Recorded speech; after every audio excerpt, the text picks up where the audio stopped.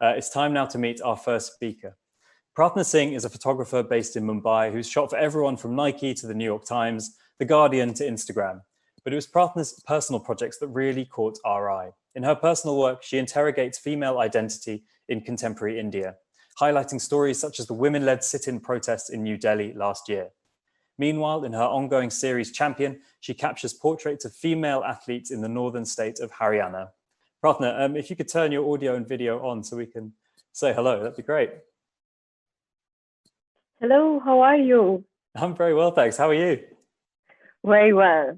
Thank you for the introduction. Not at all. No, thanks very much for joining us tonight. Yeah, it's great to see you. An amazing background as well you've got there. I'm going to hand over to you now to kind of start your presentation. So feel free to share your screen. And everyone else, if you do have any questions for Prarthna as she's speaking, yeah, just let us know. Put it in the chat, and we'll try and get around to it afterwards. So over to you, Prarthna. Great. So, all right. I'm Prarthna. I'm a photographer and a visual artist based in Bombay, India. And today I'm going to speak about a long-term project of mine called Champion. Champion is a continuation of my journey as a visual artist exploring feminine strength through portraiture. So this project is a long-term project that I've been working on for the past 6 years in India.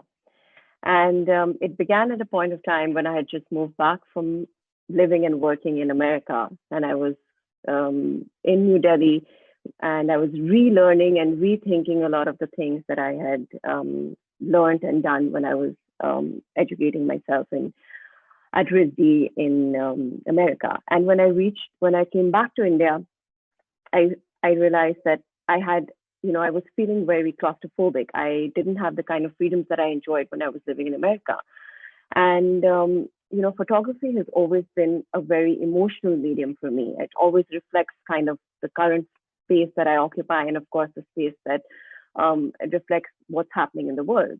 And I was at a stage in my life living in New Delhi where I was reading and learning a lot about what was happening in India. And every single day I was hearing stories about women being attacked, women being physically assaulted, abducted, raped.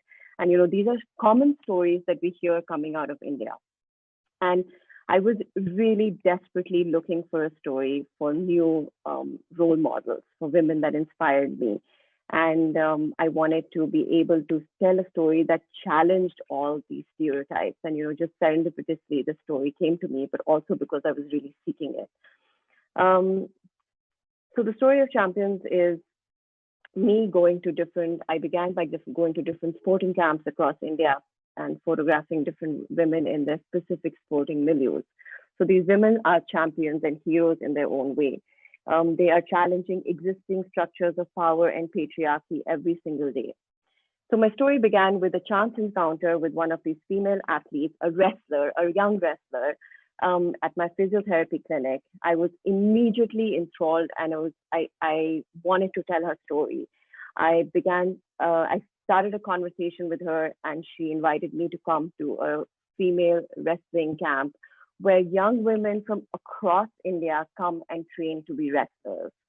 Of course, in India, when you begin telling a story like this, access is a very important part of being able to get to these sporting camps, because they're all government run, and anything that's government run in India has a lot of bureaucracy involved in it. So I took over a year to just get access to these sporting camps, but I did not give up because I knew that this was a story I genuinely wanted to be able to tell. So in the heartland of India, in states like Haryana and Uttar Pradesh, where there's some of the highest rate of female infanticide and child marriage and domestic violence against women, reside these sporting camps where young girls from all over come and train to be wrestlers, judo players, swimmers, and boxers. And, so it's a really interesting dichotomy that exists within these spaces, because the larger space, the states and the cities, that they're in are known for, this attack and violence against women. But here, these women are in these safe space, in these camps, really determined to change their destinies. And that is what I found so exciting and interesting about the story, is that these spaces have been, for decades and for centuries, have been occupied by men. Swimming and wrestling and boxing are not sports that are encouraged in India, because we as women are constantly told that our bodies are supposed to look a certain way, that we're meant to be married at a certain age, that we're supposed to have children at a certain age. So just watching these women train and watching them kind of really break away from all those societal questions, that interrogation, that constant, family and societal questioning, and coming to these camps. And, a lot of them told me that their family members and their grandparents and the elders in their families could not be told that they're training to be swimmers, because as a swimmer, you wear a bathing suit, and that is not an acceptable thing in a lot of societies and a lot of places in India. A lot of families would not accept that. And so there's this very interesting kind of, the idea between nationalism, because when I would ask these women, what is it the one thing that you want most in the world? They would say that we want to women win a medal for India.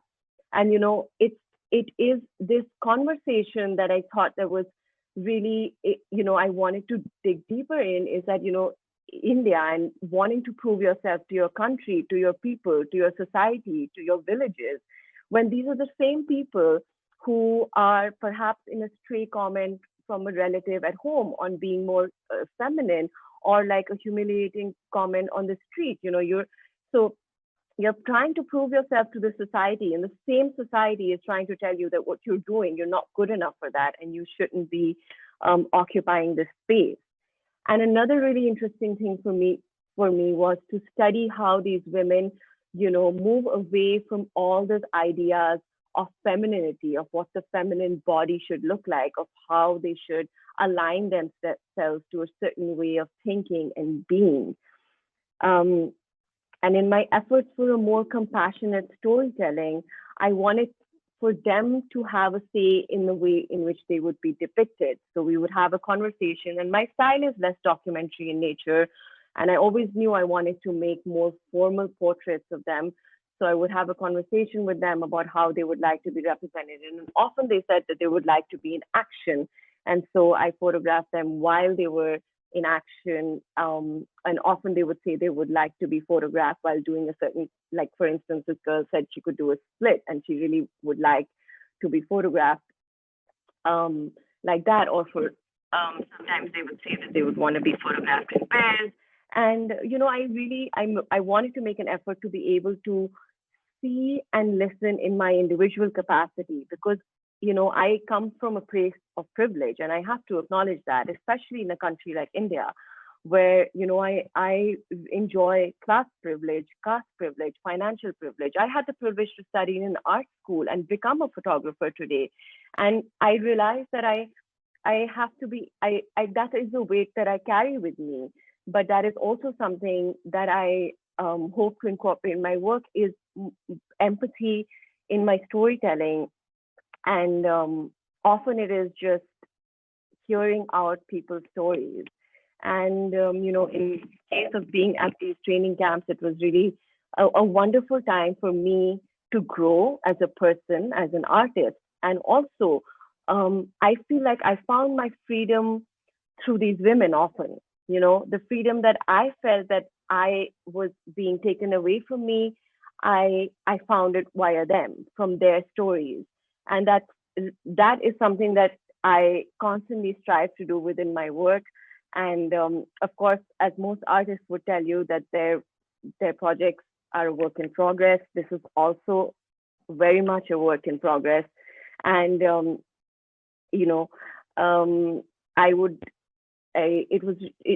for instance, in these images, it was really interesting for me because the girl on the right is actually one of the women who represented India for the first time in Olympics in wrestling.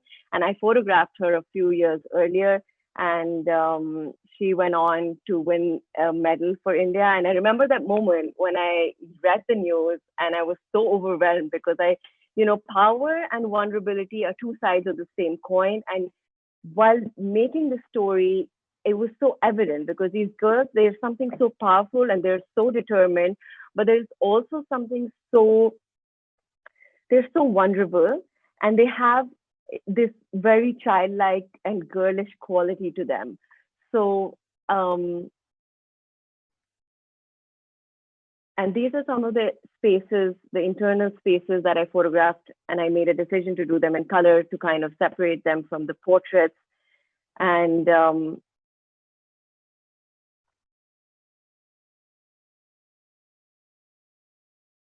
yeah, so these are some of the wrestlers, and I'm in touch with a lot of them, and I hope that eventually I can compile this work and really make it a body of work that can inspire other people, other women, young women, people across the world, and especially in India, in a country like India where women are constantly questioned for the choices they make, to be able to go ahead and really, through these stories, and these stories which I feel are so incredibly important to take out in the world and to, for other women to be able to see them and to connect with them as I did. And I feel like as I continue to do within my work and my stories, and these women are champions in every which way and regard. And I hope to be able to take the stories forward. So thank you. And I think, Faye, you could stop. Great. Thanks so much, Prarthna. You can stop sharing your screen if you can. Yeah, brilliant. We've had some really interesting questions come through from the audience. So I'm just going to fire them at you if that's okay. One's come through from Saskia. How do you make the choice between color and black and white photography? A really interesting question for kind of any photographer grappling with that. Absolutely. I think, in this story, sometimes it's on the job. You go ahead and while you're making the work, you realize that this body of work seems like it might be better in black and white or might be better in color. But, oddly, for me, when I met that initial wrestler, like I said, like my first meeting with that young girl, there was something about her where I just had imagined the kind of image I wanted to make.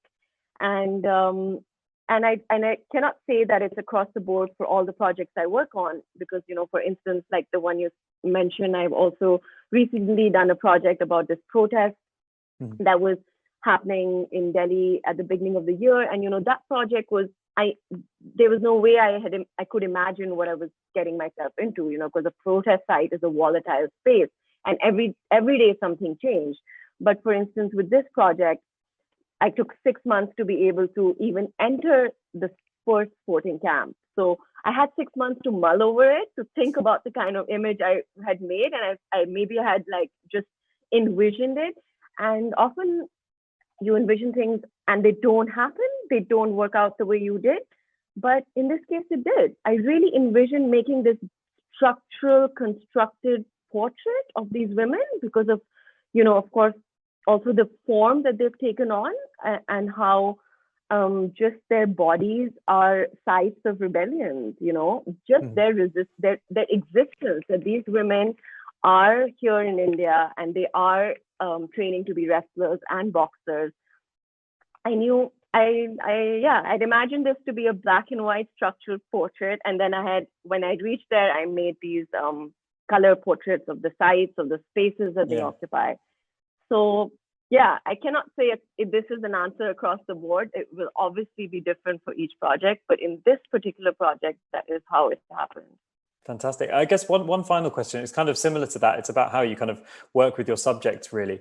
You mentioned that you have a conversation, or you had a conversation with these women and said, how would you like to be portrayed, or how would you like to be depicted? How does that work with something that you have quite a strong vision for as a series? It kind of means you have to be a bit more flexible, doesn't it, with what you end up with, I guess? Absolutely. I think it's like a bunch of parameters, right? It's like my vision about, I want to make a structural constructed portrait. I know I don't want to just make an image of them. Like, I don't want to be a fly on the wall. So now I kind of have a structure for my project going in. I know what I want. But of course, like when I reached there, like I said, I spent like 2 or 3 weeks at the camp, because the first week I didn't really take any pictures. I just wanted to be around. I wanted to experience what was happening. Also, they have a very hectic schedule. You know, they don't have time for me, because they're like, they have to be training for certain hours and then giving their body rest. So I really had to find a way to kind of make myself present. And then of course I have to make friends. And I think that like maybe that's like a quality I can say I have in me. Like I can make friends. So over the course of the week, because I was living with them and eating in the same mess and everything, I began speaking to a few of them, and then, you know, asking them, would they be okay to have a portrait? And honestly, most of them were quite excited by the thought. I won't say that they were like, you know, they were quite excited by it. And some of them, like I said, told me that, you know, today doesn't work for them, or they're not feeling their fittest, or they would like to work out for another week before they get photographed. And these are things you have to pay attention to. And for instance, you know, actually when I met the first girl who was a wrestler, I wanted to make a picture of her when I met her in Bombay. I went to her apartment and she told me, you know, I'm not comfortable right now. I don't feel at my fittest. And she was going through physiotherapy, and she said, if you really would like to continue the story, I invite you to come to my camp in Lucknow, which is in another, you know, in Uttar Pradesh in India. Yeah. And you have to respect that. Right. And, you know, that is what honest and open conversations, I feel like, are the key. And especially to my work, because I work so much in an intimate style of portraiture. And I really would, I imagine and I would like that comes through in my work. So when they tell me that I want to wear my full kit and I want to be in my boxing gloves and my gear, then I respect that. Or they tell me that I want to do it right after my session, so I'm really like pumped up and charged, then I would do that. Or in, you know, there's definitely ways to have, I think, I'm a big propagator for honest conversations, and in my work, at least, I can say that that's something that I try and Fantastic. Prarthna, listen, we're going to have to leave it there, but thank you so much. That was such an interesting discussion. Thank you so much for having me. Not at all. Yeah, thank you.